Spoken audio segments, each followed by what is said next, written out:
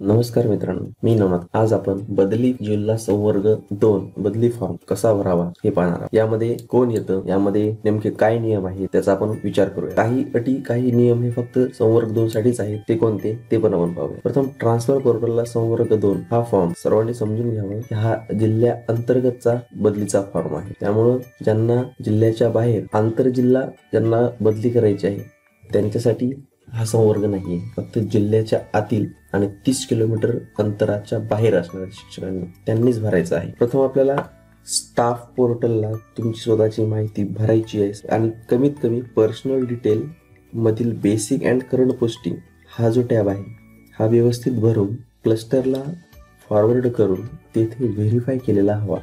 तरच तुम्ही संवर्ग 2 साठी ट्रान्सफर पोर्टलमध्ये तुमचा फॉर्म भरू शकता. ट्रान्सफर पोर्टलमध्ये फॉर्म भरत असताना दोघांपैकी कोणी एकाने फॉर्म भरायचा आहे. दोघांनीही फॉर्म भरायचा नाही, कारण दोघांचं मिळून एक युनिट ग्राह्य धरलं जाणार आहे. अजून छोटे छोटे याच्यामध्ये बारीक अटी आहेत, त्या तुम्हाला मी सांगणार आहे. सर्वप्रथम आपल्याला ट्रान्सफर पोर्टलला लॉग इन करायचं. इथे आपण लॉग इन करायचं आहे. कॅप्चा कोड सध्या दाखवत नाही, त्यामुळे डायरेक्ट लॉग इन म्हटलं तरी लॉग इन होईल असं नाही. इथे पहा मित्रांनो, एंटर डिस्ट्रिक्ट म्हणजे आंतर जिल्ह्यासाठी होतं. आता आपल्याला इथे इंटर डिस्ट्रिक्ट म्हणजे जिल्ह्यांतर्गत साठी फॉर्म भरायचा आहे. त्यामुळे जिल्ह्यांतर्गत फॉर्म भरताना आपल्याला इंटर डिस्ट्रिक्ट मध्ये जायचं आहे. यामध्ये 4 स्टेप्स आहेत, सेम ॲज इट इज आंतर जिल्ह्यासाठी होते तशाच आहे.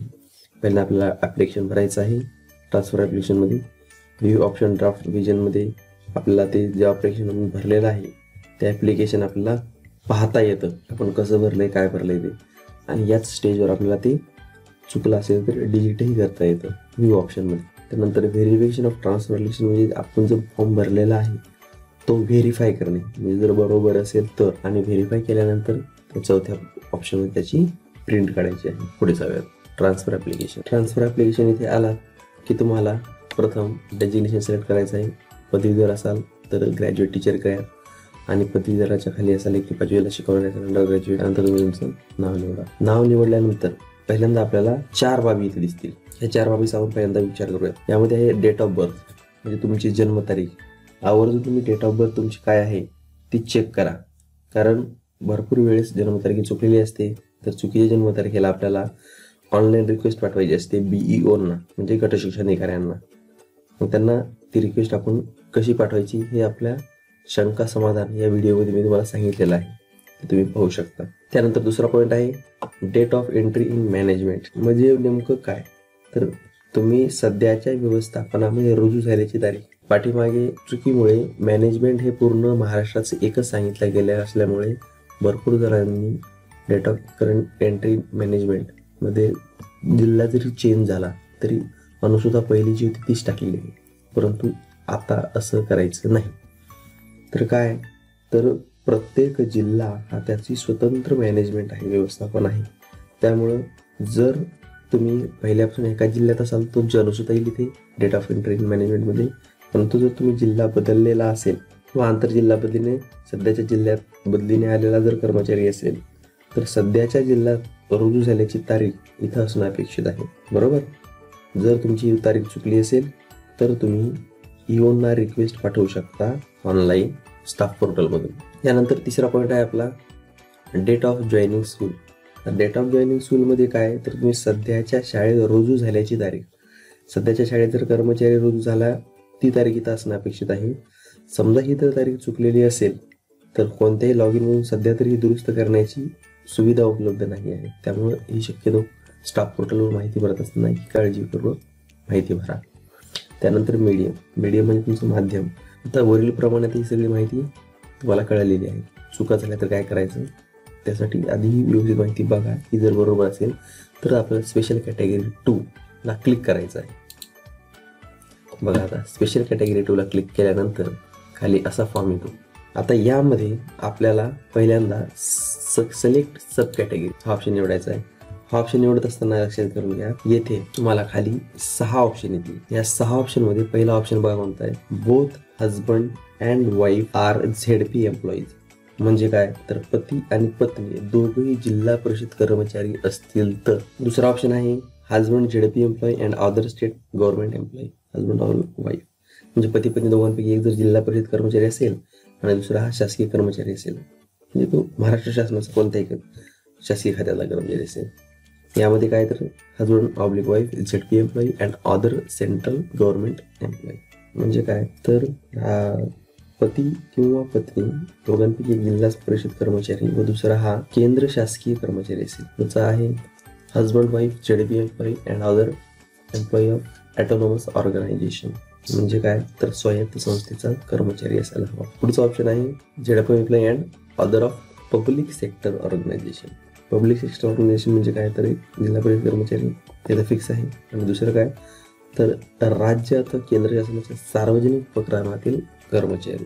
त्यानंतर आहे husband wife ZP employee and other is government approved organisation. म्हणजे पती पत्नी दोघांपैकी एक जिल्हा परिषद कर्मचारी व दुसरा शासन मान्यता प्राप्त संस्थेतील कर्मचारी असेल तर या कॅटेगरी आहेत. या कॅटेगरीमध्ये जर समजा तुम्ही पहिलं निवडली husband and wife are ZP employee, हा ऑप्शन तिथे दिसेल.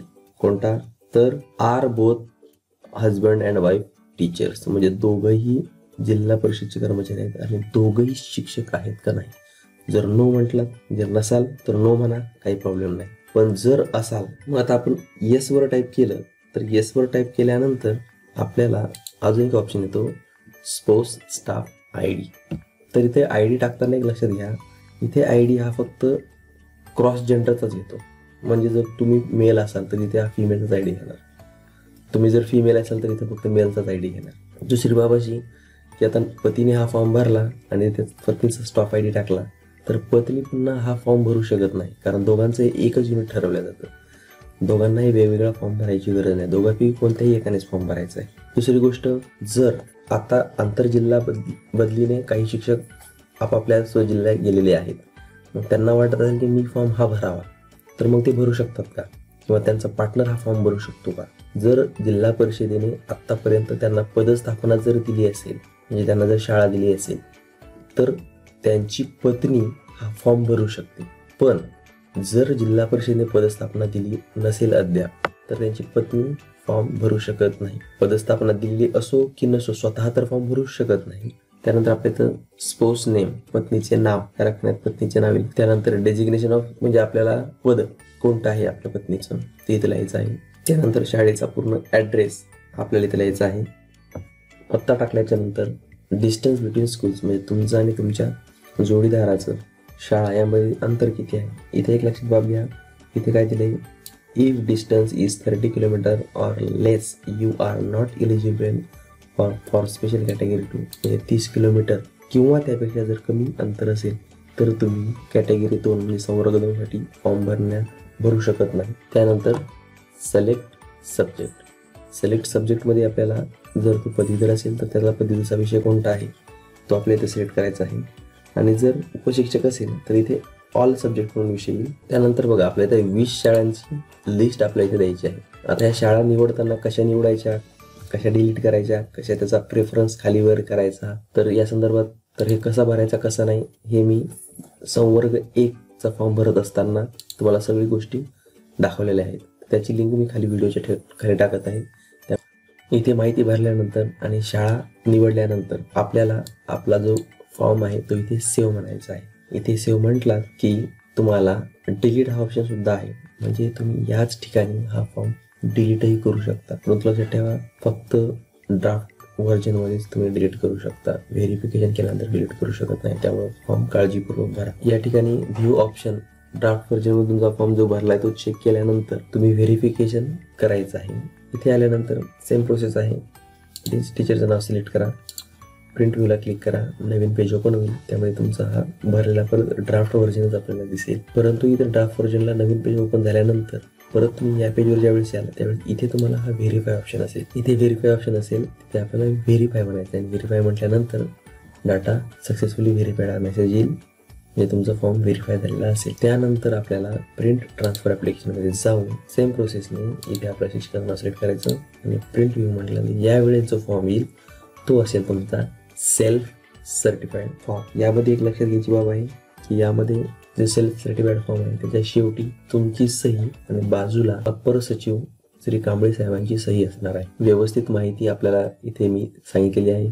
जर एखादी माहिती राहिली किंवा एखाद्या काही शंका किंवा तुमच्या समस्या असतील तर तुम्ही कमेंट बॉक्समध्ये कमेंट करू शकता. माझे व्हिडिओ आवडत असल्यास लाईक करा, सबस्क्राईब करा आणि आपल्या मित्रांना सुद्धा शेअर करा. धन्यवाद.